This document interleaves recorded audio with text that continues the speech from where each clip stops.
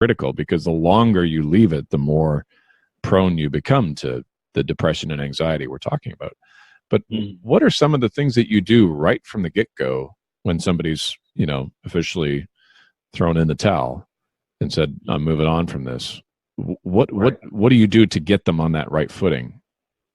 So the first thing that I like to do is, and I have an entire process that I go through. The first component before we do anything else is reminding them that they still are a role model. They still have an opportunity, because a lot of them feel like, which is my case also, you kind of feel like a failure, right? Because you have all these dreams of what it looks like when you get a scholarship, or you have dreams of going pro, to buy your mom a new house, the whole thing, right?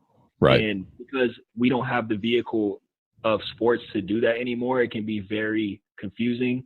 It can be like soul crushing. Like, what am I going to do now? What am I just supposed to go get a regular job? So the first thing I try to do is remind them that they're still a role model. I start getting them to think about all the people who were in their life who were excited when they got that scholarship offer. All those people who have been supporting them along the way. Just because they're no longer playing sports, it doesn't mean that those people are no longer looking up to them and waiting to see what they're going to do next. I remind them they have, little siblings or nieces and nephews or cousins who are coming up, who are athletes, who are going to be playing sports one day, and they're going to have to hang up the cleats too. And I remind them that they're an example of what it looks like. So what is your example going to be? And in terms of reestablishing identity, I just really try to dig deep.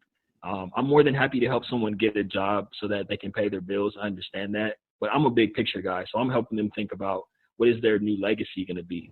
And I make sure that I'm encouraging them to do things for the right reasons. So not chasing money or status. And you touched on that earlier, which I love. People think that's the answer. I thought that was the answer. Yeah. I thought it was the answer too. But encouraging them to do things that are making a contribution, because I think that's where ultimate fulfillment comes from. And I think everyone has a contribution to make.